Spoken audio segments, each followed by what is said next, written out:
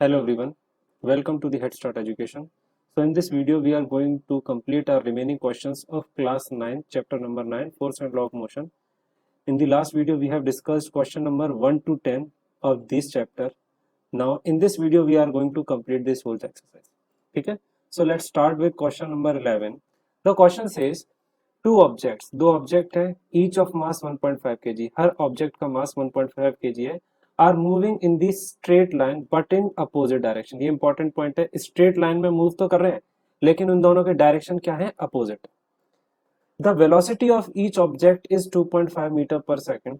ये हर दोनों ऑब्जेक्ट की जो वेलोसिटी है वो कितनी है, 2.5 मीटर पर सेकेंड है. बिफोर कॉलिजन मतलब जब वो टकराते हैं उससे पहले उनकी वेलोसिटी इतनी है, दोनों ऑब्जेक्ट की 2.5 मीटर पर सेकेंड है, विच दे स्टिक टुगेदर, और वो दोनों एक दूसरे से स्टिक हो जाते, चिपक जाते हैं. सो पूछा गया है what will be the velocity of the combined object after collision. तो मैं इसे एक बार ड्रॉ करके बता देता हूँ पूरी सिचुएशन है क्या. एक ऑब्जेक्ट है, लेट से ए ऑब्जेक्ट है विच इज हैविंग मास, मास कितना है इसका 1.5 kg. दूसरा ऑब्जेक्ट है बी, उसका भी मास कितना है, same 1.5 kg. A object is moving towards the B object. ये ऑब्जेक्ट ए जो है वो बी की तरफ मूव कर रहा है, कितनी वेलोसिटी से, 2.5 मीटर पर सेकंड की वेलोसिटी से. Similarly B object is also moving towards A object with the velocity of 2.5 metre per second. अब जैसे ये तो कौन सी कंडीशन है, बिफोर कोलिजन की, ठीक है, टकराने से पहले की कंडीशन है. अब आफ्टर कोलिजन क्या होता है, ये दोनों एक दूसरे से स्टिक हो जाते हैं, चिपक जाते हैं. ठीक है, तो मास दोनों का काउंट होगा, तो मास दोनों का आपको पता ही है, दोनों का मास ईच, एक का मास 1.5 kg है तो दोनों मिलकर 3 kg हो जाएगा. पूछा गया है वेलोसिटी क्या होगी. ठीक है, तो इस क्वेश्चन को कैसे सॉल्व करेंगे, सबसे पहले तो हम वही गिवन लिखेंगे हमेशा की तरह, जो आप अपने आप खुद से लिख लेंगे. आई होप इतना तो आ गया होगा आपको.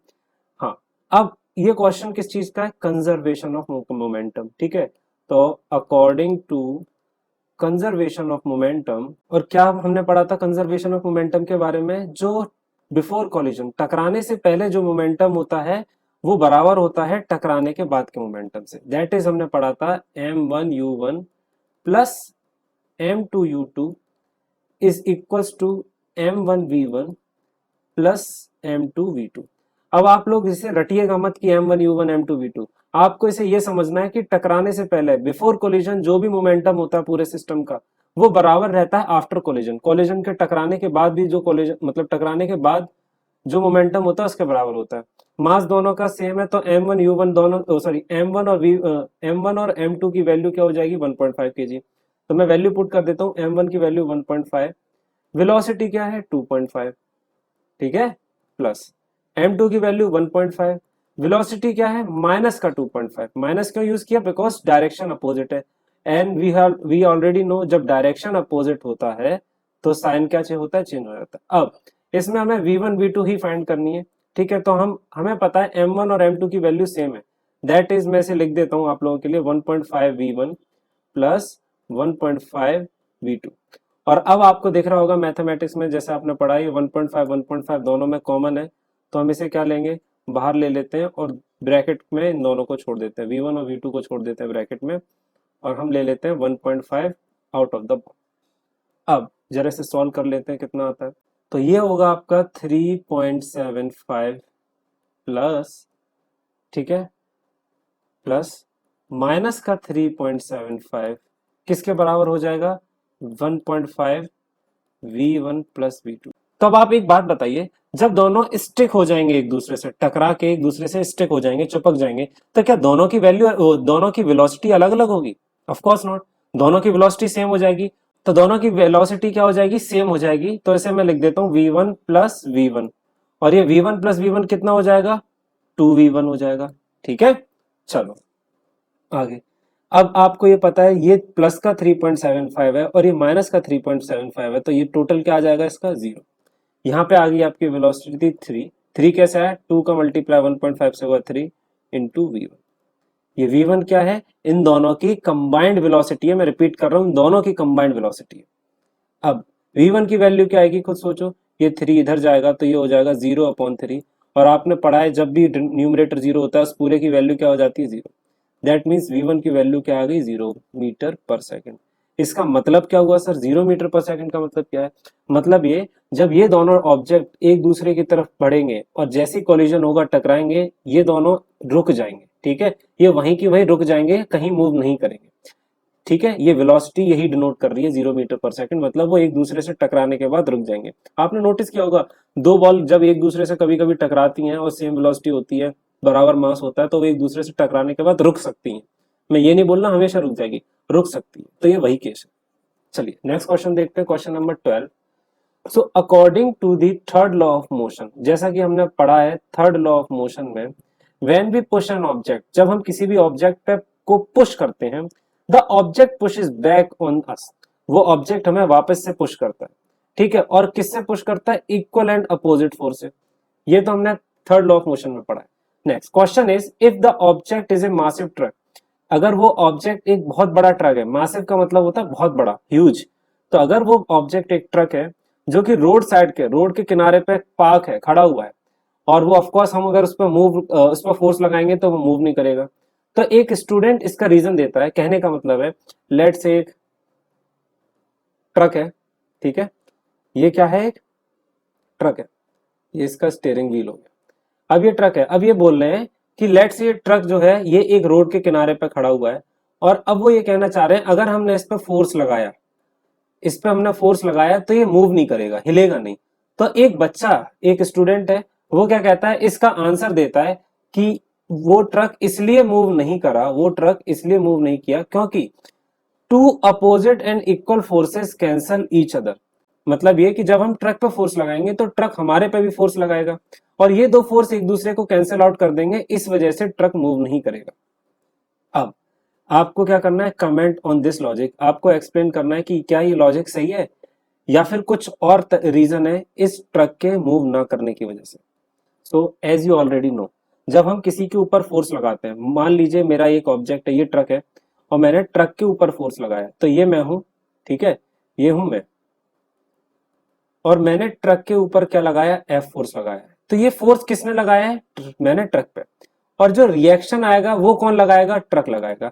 अब मैंने कभी तुम्हें ये पढ़ाया है क्या, या हमने कभी ऐसा पढ़ा है क्या कि एक ऑब्जेक्ट, हम दो ऑब्जेक्ट के फोर्सेस कैंसिल आउट कर दें, मतलब ये फोर्स जो है ये ट्रक पे लग रहा है, ये वाला फोर्स हम पे लग रहा है, क्या ये दोनों कैंसिल आउट हो सकते हैं, नहीं हो सकते। ध्यान से समझिएगा, ऐसा क्यों, ऐसा इसलिए क्योंकि दोनों फोर्सेस अलग अलग ऑब्जेक्ट्स में, मान लीजिए एक ऑब्जेक्ट है, इस पर कई सारे फोर्सेस लग रहे हैं, तो हमेशा हमने वो फोर्सेस कैंसिल आउट किए हैं जो सिंगल ऑब्जेक्ट पे लगते हैं, ऐसा नहीं किया कि दूसरे ऑब्जेक्ट का फोर्स इस फोर्स से कैंसिल आउट कर दिया, ठीक है। तो यहाँ पे लॉजिक ये नहीं है कि ये दोनों फोर्स बराबर है इस वजह से ट्रक मूव नहीं कर रहा है। लॉजिक क्या है, आप सबको पता है, जब हमने इस पर फोर्स लगाया है तो दरअसल इसके जो टायर है उन पे क्या लग रहा होगा, फ्रिक्शनल फोर्स लग रहा होगा। क्या लग रहा होगा, फ्रिक्शनल फोर्स, मैं लिख देता हूं, फ्रिक्शनल फोर्स, ठीक है। मैं रिपीट करता हूं, जब हमने इस ट्रक के ऊपर फोर्स लगाया, पुश किया इसे, तो इसके जो टायर्स हैं उस पर फ्रिक्शनल फोर्स लग रहा होगा, इसकी वजह से ये जो ट्रक है ये मूव नहीं कर पाया। अगर ये ट्रक छोटा होता, या फिर ट्रक छोटा होने का मतलब है कोई छोटा सा ऑब्जेक्ट होता, तो उस पर फ्रिक्शनल फोर्स भी कम लगता, जिससे वो आसानी से मूव करने लगता।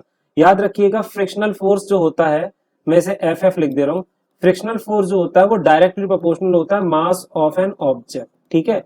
कहने का मतलब यह है, ऑब्जेक्ट का जितना ज्यादा मास होगा उस पर फ्रिक्शनल फोर्स भी उतना ही लगेगा। अगर 1 किलो का ऑब्जेक्ट है तो उस पे फ्रिक्शनल फोर्स कम लगेगा, और अगर 10 किलो का ऑब्जेक्ट है तो उस पे फ्रिक्शनल फोर्स ज्यादा लगेगा, ठीक है। चलिए नेक्स्ट क्वेश्चन देखते हैं, क्वेश्चन नंबर 13।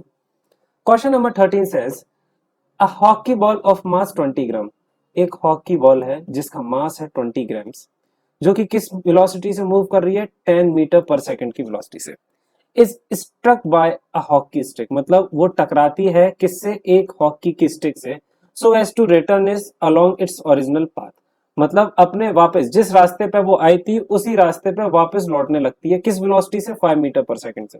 लेट से ये एक हॉकी की बॉल है, ठीक है, जो मूव कर रही थी 10 मीटर पर सेकंड से, और मान लीजिए ये इस पाथ पे आती है, और जैसे ही वो इस पाथ पे आती है, और ये मान लीजिए क्या है, हमारी हॉकी स्टिक है, इस हॉकी स्टिक से ये क्या होती है, टकराती है, और जैसे ही ये बॉल इस हॉकी से स्टिक से टकराती है, ये जो बॉल है ये वापस लौटने लगती है अपने सेम डायरेक्शन पे, किस स्पीड से, 5 मीटर पर सेकंड की स्पीड से। हमें क्या करना है, calculate the change in momentum occurred in the motion of the hockey ball by the force applied by the hockey stick. हमें मोमेंटम में कितना चेंज हुआ और मोमेंटम में कितना चेंज हुआ वो कैलकुलेट करना है। ये जो बॉल है ये जब हॉकी स्टिक से टकराएगी तो क्या होगा, वापस लौटेगी। मतलब हॉकी की जो हॉकी स्टिक है वो क्या करेगी, इस पर फोर्स पुश करेगी, फोर्स लगाएगी, इसकी वजह से वो वापस लौटेगी। तो हमें उसी के बारे में कैलकुलेशन करनी है। चलिए क्वेश्चन कैसे करेंगे, वही हमेशा की तरह क्या लिखेंगे, गिवन। तो गिवन आप खुद लिख लेंगे। मैं बात करता हूँ मोमेंटम बिफोर कोलिजन, टकराने से पहले मोमेंटम कितना है वो कैलकुलेट करते हैं। मोमेंटम बिफोर कोलिजन कितना है, मोमेंटम होता है mass into velocity. Mass is 200 grams and velocity is 10 metre per second. अब ध्यान रखिएगा आप सभी बच्चे, ये ग्राम्स में है तो इसे 1000 से डिवाइड करेंगे to convert it into SI unit, ठीक है। और इस वजह से 3 जीरो से 3 जीरो कैंसिल आउट हो जाएंगे and our answer will be 2 newton. ये तो बिफोर कोलिजन है। मोमेंटम आफ्टर कोलिजन क्या होगा, मोमेंटम आफ्टर कोलिजन होगा मास इनटू वेलोसिटी, लेकिन इस टाइम मास तो सेम रहेगा 200 ग्राम्स, लेकिन वेलोसिटी क्या हो जाएगी, चेंज हो जाएगी। क्यों, क्योंकि ये वापस लौट रहा है 5 मीटर पर सेकंड से, बॉल वापस लौट रही है तो नेगेटिव डायरेक्शन बता, नेगेटिव साइन आएगा क्योंकि वो डायरेक्शन अपोजिट हो गया। और वेलोसिटी कितनी है, 5 मीटर पर सेकंड, ठीक है। तो जब आप इसे कैलकुलेट करेंगे तो ये आ जाएगा माइनस का 1 न्यूटन। कितना आएगा बेटा, माइनस का 1 न्यूटन। अब चेंज इन मोमेंटम कितना हुआ, नेट चेंज इन मोमेंटम लिख देते हैं, नेट चेंज इन मोमेंटम। तो वो क्या होता है आपको पता है, फाइनल मोमेंटम, हमेशा पता है ना नेट चेंज कैसे निकालते हैं, final minus initial, final momentum minus initial momentum. ये हमारा क्या था, इनिशियल था, ये क्या है हमारा, फाइनल है। तो ये वैल्यू आ जाएगी आपकी, इसे मैं ऐसा करता हूं 1 न्यूटन इधर लिख देता हूं, ये आ गया माइनस का 1 न्यूटन, ठीक है। अब ये हो गया, आपकी वैल्यू किसके बराबर आ जाएगी, ये वैल्यू आएगी आपकी -1 Newton final minus initial, initial कितना है प्लस का 2 न्यूटन, तो ये वैल्यू आ जाएगी माइनस का 3 न्यूटन। अब आप में से बच्चे कई सारे सोच रहे होंगे कि सर इसमें आपने इस तरीके से क्यों किया, आपने से m1u1 plus m2v2 is equal to m1u v1 plus m2v2 क्यों नहीं किया। बेटा आपको इसमें ये बात समझनी पड़ेगी कि यहाँ पे सिर्फ और सिर्फ किसके बारे में बात करी गई है, बॉल के बारे में बात करी गई है। यहाँ पे हॉकी स्टिक के मोमेंटम की बात नहीं करी गई थी। अगर ये बोला जाता कि ये बॉल हॉकी स्टिक से टकराई और ये हॉकी स्टिक और ये बॉल दोनों मूव करने लगी, तब हम वो बात करते। यहाँ पे ये बोला गया कि ये बॉल हॉकी स्टिक से टकराई और वे वापस लौटने लगी। याद है ना, हमने रिकॉइल वेलोसिटी निकाली थी, तो ये उसी कंसेप्ट पे, ठीक है। चलो नेक्स्ट क्वेश्चन है क्वेश्चन नंबर 14। अब बुलेट ऑफ मास 10 ग्राम, एक बुलेट है जिसका मास कितना है 10 ग्राम, जो कि हॉरिजॉन्टली मूव कर रही है with a velocity 150 metre per second. तो एक बुलेट है, let me draw a bullet, ये एक हमारी बुलेट है जो किस वेलोसिटी से मूव कर रही है 150 मीटर पर सेकंड, और इसका मास कितना है 10 ग्राम से। और ये एक स्टेशनरी वुडन ब्लॉक, लकड़ी का एक ब्लॉक है, उससे टकराती है और कितनी सेकंड्स में, 0.03 सेकंड्स में रुक जाती है। मतलब जैसे कि ये वुडन ब्लॉक है, इससे मेरी क्या है, ये टकराएगी, मेरी जो बुलेट है ये इस वुडन से टकराएगी और कितनी देर में रुक जाएगी, इतने 0.03 सेकंड्स में। अब आपको क्या करना है, you have to calculate the distance of penetration of the bullet into the block. अब आप खुद अपना दिमाग लगा सकते हो, जब ये जो बुलेट है इसमें टकराएगी तो थोड़ा अंदर घुस जाएगी। मान लो मैं क्या बोलता हूँ, ये एज डिस्टेंस अंदर चली जाती है, कितना एज डिस्टेंस अंदर चली जाती है, कितनी देर में गई है ये 0.03 सेकंड्स में। पहले इसकी वेलोसिटी ज्यादा रही होगी, धीरे धीरे 0.03 सेकंड्स में ये स्टॉप हो गई, रेस्ट में आ गई। हमें क्या कैलकुलेट करना है, calculate the magnitude of force exerted by the wooden block on the bullet. जब ये बुलेट इससे टकराएगी तो इस पर कुछ फोर्स लगाएगी, तो हमें वही कैलकुलेट करना है कि ये जो ब्लॉक है ये इस पर कितना फोर्स लगाएगा। तो सबसे पहले तो हमें क्या कैलकुलेट करना था, डिस्टेंस कैलकुलेट करना है। अब डिस्टेंस तो हमें पता है किससे निकलेगा, इक्वेशंस ऑफ मोशन से, याद है ना। तो डिस्टेंस किसमें होता था, एक तो होता था v square is equal to u square plus 2as, और दूसरी इक्वेशन होती है s is equal to u t plus half a t square. मैं जरा गिवन लिख देता हूँ, गिवन क्या क्या है। तो गिवन है मेरे पास यहाँ पे मास, मास कितना है 10 ग्राम, इनिशियल वेलोसिटी u जो कि है 150 metre per second, sorry final velocity v, final velocity v क्या होगी? ऑफ कोर्स जब वो बुलेट रुक गई तो वेलोसिटी फाइनल क्या हो जाएगी? 0 मीटर पर सेकंड। टाइम कितना दे रखा है? टाइम दे रखा है हमें 0.03 सेकंड। अब ध्यान लगाओ, इस दोनों से ही हम एक यही दो इक्वेशन जिसके थ्रू हम क्या निकाल सकते हैं? इसका डिस्टेंस निकाल सकते हैं। और दोनों में एक ही चीज की ज्यादा रिक्वायरमेंट है, दोनों में एक चीज कॉमन है जो हमें चाहिए ही चाहिए, वो है एसिलरेशन। तो सबसे पहले हमें एसिलरेशन निकालना पड़ेगा। ठीक है, तो चलो एसिलरेशन निकालते हैं। कैसे निकालेंगे? तो हमें पता है v is equal to u plus a t. Value put कर दो, v 0 है, u क्या है आपका? 150 मीटर पर सेकेंड। एसिलरेशन हमें फाइंड करना है, टाइम दे रखा है 0.03 सेकेंड्स। सब ऐसा यूनिट में? हाँ सर, सब ऐसा यूनिट में। तो एसिलरेशन क्या हो जाएगा आपका? ये हो जाएगा माइनस का 150 अपॉन 0.03। ये क्या हटेगा तो यहाँ पे 100 से मल्टीप्लाई आ जाएगा। ठीक है, और ये 3 5 जा 50। ठीक है, 3 5 जा 15। ये तो आपका एसिलरेशन कितना हो जाएगा? आपका एसिलरेशन आ जाएगा माइनस का 5000 मीटर पर सेकेंड। ये क्या है? Acceleration, metre per second square, sorry. ये हो गया आपका एसिलरेशन। अब ये तो एसिलरेशन हो गया। अब बारी है किस चीज की? अब हमें निकालना है डिस्टेंस। तो डिस्टेंस इन दोनों में से कोई भी एक फॉर्मूला यूज कर सकते हैं। मैं ये यूज कर लेता हूं क्योंकि इसमें फाइनल वेलोसिटी 0 हो जाएगी। तो by using v square is equal to u square plus 2as। यहाँ पे v स्क्वायर की वैल्यू क्या है? 0 हो जाएगी क्योंकि फाइनल वेलोसिटी 0 है। इनिशियल वेलोसिटी कितनी है? 150 का स्क्वायर प्लस ये स्क्वायर प्लस 2, एसिलरेशन माइनस का 5000, और s हमें फाइंड करना है। तो भाई ये 150 का स्क्वायर होने के बाद इधर आएगा तो ये कितना हो जाएगा? तो हमें पता है 15 का स्क्वायर कितना होता है? 225। एम आई राइट? 15 का स्क्वायर होता है 225। तो ये हो जाएगा माइनस का 225 और 2 जीरो इज इक्वल्स टू, ये हो जाएगा माइनस का 10,000 एस। तो ये माइनस से माइनस कैंसिल आउट हो गया, एस की वैल्यू आएगी 22500 अपॉन 10,000। और जब ये सॉल्व होगा तो ये आएगा s is equal to 2.25 metre. ठीक है, ये 2.25 मीटर कैसे आया आप लोग पता कर सकते हैं। 1 2 3 4, 4 जीरोज है डिनोमिनेटर में, तो 1 2 3 4, 4 डिजिट बाद डेसिमल आ जाता है, याद है ना? ठीक है, ये हो गया हमारा डिस्टेंस। अब ये तो हमने डिस्टेंस निकाल लिया, कैलकुलेशन कर ली। अब हमें फाइंड करना है क्या? Magnitude of the force. Force कितना लगेगा? तो फोर्स क्या होता है? Force is equal to mass into acceleration.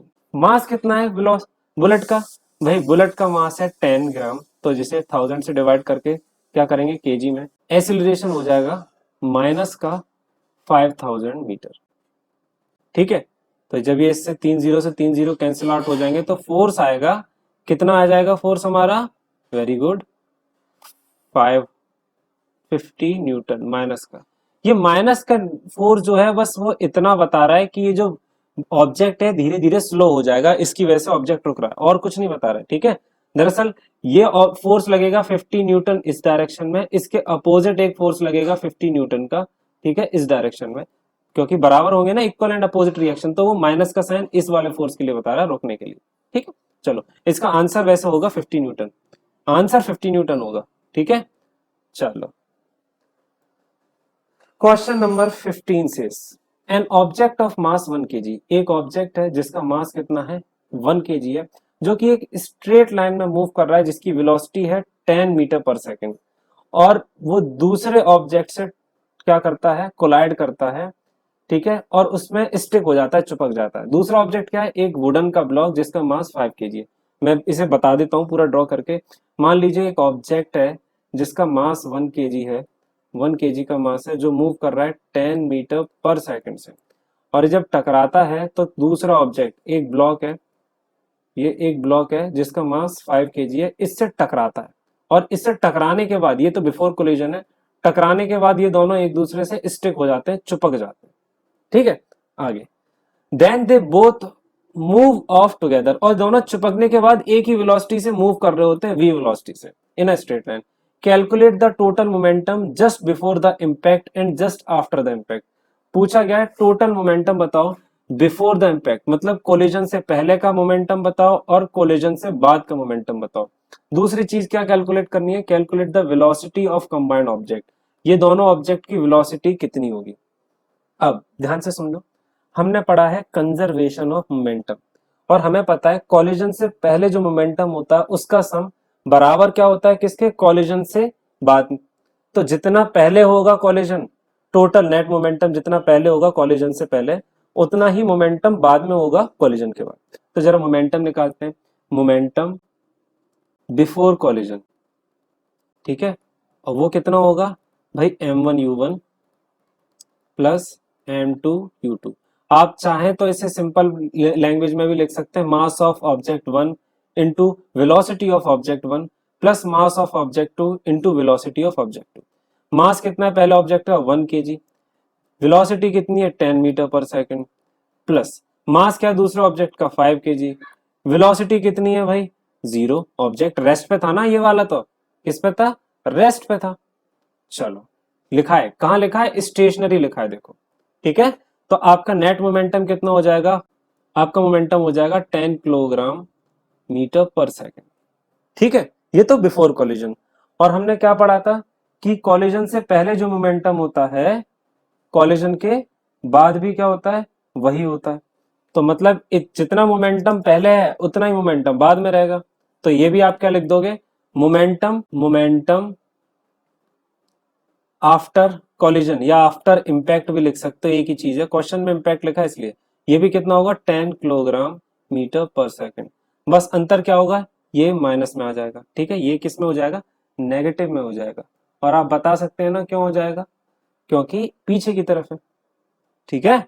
चलो अब हमने क्या पढ़ा था, हम लोगों ने पढ़ा था कि जो मोमेंटम होता है वो क्या होता है, वो कंजर्व रहता है। कंजर्व रहने का मतलब है जो पहले मोमेंटम होगा वही बाद में होगा। तो m1u1 प्लस m2u2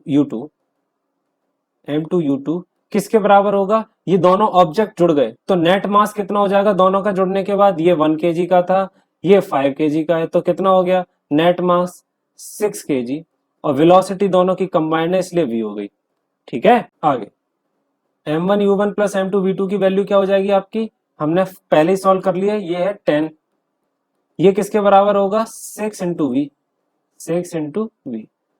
तो v की वैल्यू क्या है 10/6 which is equals to what, आप इसे डिवाइड कर देंगे तो वैल्यू आएगी 1.67 मीटर पर सेकंड, ठीक है। तो ये होगी आपकी वैल्यू।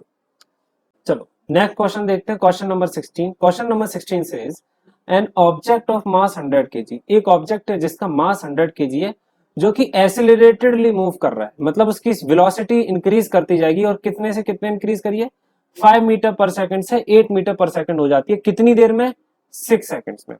पूछा गया है calculate initial and final momentum of the object, मतलब जब 5 मीटर पर सेकंड थी स्टार्टिंग में तब कितना मोमेंटम था, और जब 8 मीटर पर सेकंड हो गई तब कितना मोमेंटम होगा। और आपको और क्या बताना है, magnitude of the force exerted on the object. अब भाई जब एक्सेलरेशन हो रहा है तो एक्सेलरेशन तो तभी होता है ना जब कोई फोर्स लग रहा होगा, ठीक है। हो सकता है गाड़ी का इंजन फोर्स लगा रहा हो, लेकिन एक्सेलरेशन तभी होता है जब फोर्स लग रहा हो। तो हमें उस फोर्स की वैल्यू भी फाइंड करनी है। बहुत सिंपल है, ज्यादा सोचना नहीं है, बेसिक बेसिक है। कैसे करेंगे मैं बताता हूँ। सबसे पहले हम गिवन लिखते हैं।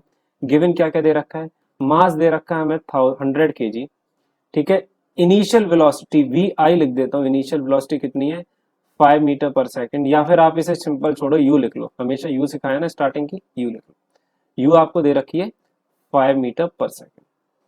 फाइनल वेलोसिटी क्या दे रखी है 8 मीटर पर सेकंड, ठीक है। टाइम दे रखा है हमें 6 सेकंड्स। अब पूछा गया है तो भाई कैसे करेंगे देख लेते हैं। सबसे पहले हमें क्या करना है, मोमेंटम निकालना है इनिशियल। तो इनिशियल मोमेंटम क्या होगा,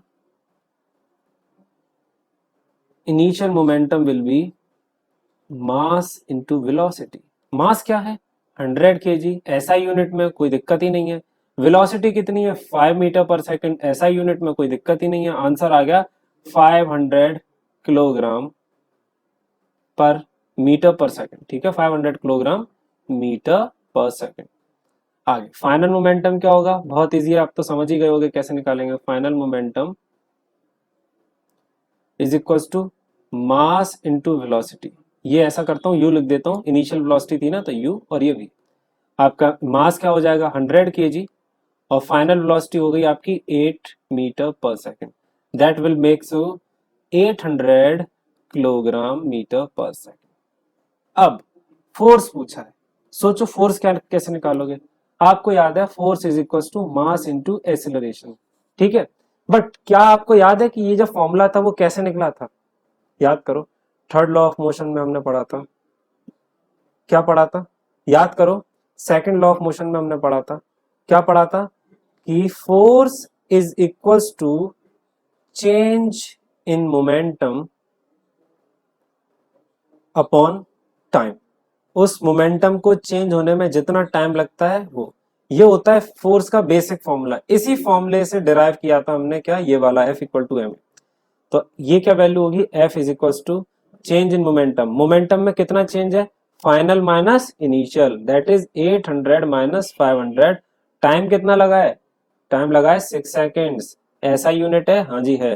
तो ये हो गया 300 upon 6, that will make it to 50 newton. I hope समझ में आया होगा।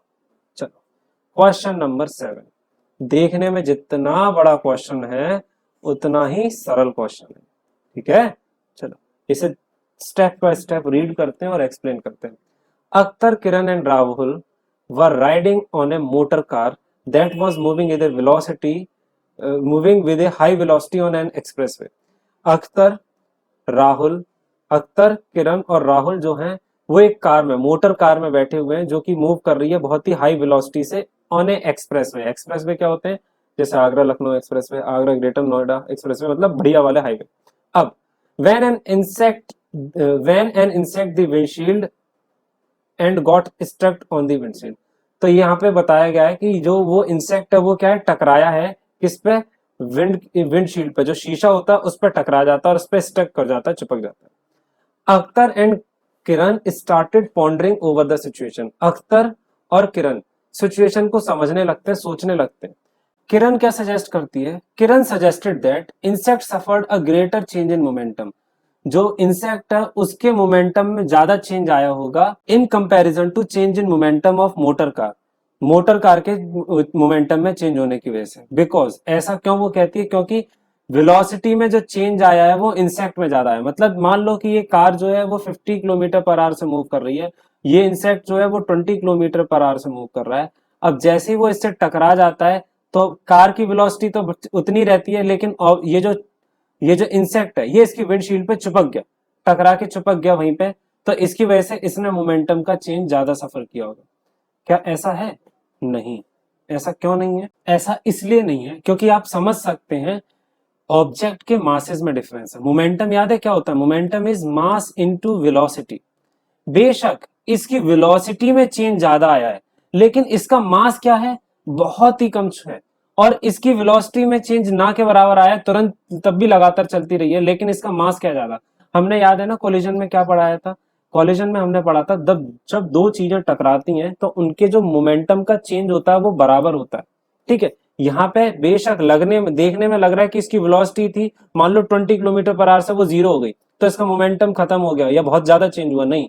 इसका मास कम है, इसकी वजह से जो नेट चेंज आएगा वो दोनों का बराबर आएगा, ठीक है। चलो आगे बात करते हैं।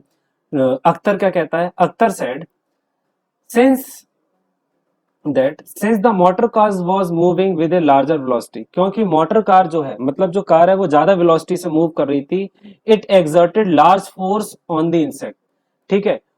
उसने ज्यादा फोर्स लगाया इंसेक्ट पे, as a result insect die, इसकी वजह से इंसेक्ट है वो मर गया। ऐसा है क्या? जब दो, मैं मान लो ये ऑब्जेक्ट है, मैं इस ऑब्जेक्ट पे 5 न्यूटन का फोर्स लगाता हूं तो वो ऑब्जेक्ट मुझसे कम न्यूटन का फोर्स लगाएगा? नहीं। हमने क्या पढ़ा है थर्ड लॉ ऑफ मोशन में?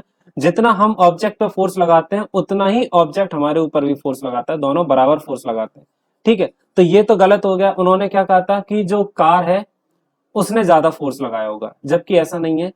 फोर्स दोनों ने बराबर ही लगाया होगा, हमेशा एक्शन और रिएक्शन बराबर होता है।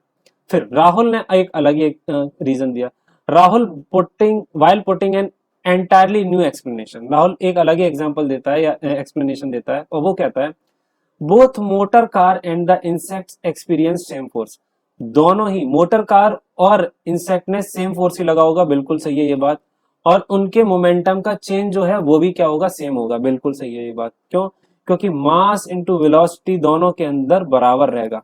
हमने पढ़ा है जब दो चीजों का कोलिजन होता है तो उनके मोमेंटम का जो मोमेंटम होता है वो कंजर्व रहता है, मतलब बराबर होता है, ठीक है, चेंज। तो आई होप आपको ये समझ में आ गया होगा। कुछ नहीं, थ्योरेटिकल क्वेश्चन था, आपको कंसेप्ट चेक करने के लिए कि कितना डिटेल में समझ में आया। चलिए, तो नेक्स्ट और आखिरी क्वेश्चन करते हैं। Last question is how much momentum will a dumbbell of mass 10 kg transfer. ठीक है, next question is question number 18, how much momentum will a dumbbell of mass 10 kg transfer. तो एक बेल है, ठीक है, घड़ी है, किसकी, 10 kg की, वो कितना मोमेंटम ट्रांसफर करेगी फ्लोर को अगर वो गिरती है, इफ इट फॉल्स, गिरती है कहां से, 80 सेंटीमीटर की हाइट से, और ड्यूरिंग गिरने के दौरान जब नीचे आएगी तो उसमें एक्सेलरेशन लग रहा है कितना, 10 मीटर पर सेकंड का। मान लो कि एक बैल है, ठीक है, ये लो एक बैल आप लोगों के लिए मैंने ड्रॉ कर, ठीक है, ये है एक हमारी बैल, ये हमारी बैल है जिसका मास कितना है, मास है भाई 10 kg। अब स्टार्टिंग की वेलोसिटी कितनी होगी भाई, स्टार्टिंग तो 0 मीटर पर सेकंड ही होगी, ठीक है। अब हाइट कितनी है, हाइट पे है, तो भाई ये हाइट पे है जमीन से, ये ग्राउंड है मान लो हमारा, इस ग्राउंड से हाइट है इसकी कितनी, 80 सेंटीमीटर। अंडरस्टूड।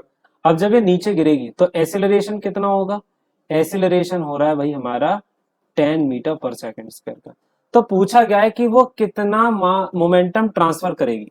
तो भाई मोमेंटम निकालने के लिए क्या चाहिए हमें, होता है मास इंटू वेलोसिटी, मतलब जस्ट टकराने से पहले जो इस पॉइंट है, इस पॉइंट पे इसकी वेलोसिटी कितनी होगी, हमें ये फाइंड करना, ठीक है। और ये कैसे निकालेंगे, ये हम निकालेंगे इक्वेशंस ऑफ मोशन से। याद है आप लोगों को, v is equals to u plus a T.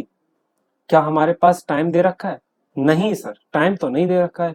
तो फिर हम क्या करेंगे, सबसे पहले हमें टाइम निकालना पड़ेगा, और v भी नहीं दे रखा, तो हमें इक्वेशन यूज करनी पड़ेगी, v square is equals to u square plus 2as। यहाँ पे v की वैल्यू तो हमें फाइंड करनी है, u की वैल्यू क्या है, u 0 है, 2 तो पता ही है, एसिलरेशन कितना है 10 मीटर पर सेकेंड, डिस्टेंस कितना है 80 सेंटीमीटर, इसे 100 से डिवाइड कर देंगे। क्यों करेंगे, क्योंकि हमें ऐसा यूनिट में लेना है मीटर में। 0 से 0 कैंसिल आउट, इस 0 से ये 0 कैंसिल आउट, तो v की वैल्यू हो जाएगी 16, सॉरी v स्क्वायर की वैल्यू हो जाएगी 16। तो v की वैल्यू क्या आएगी, under root of 16, that is equal to 4 metre per second.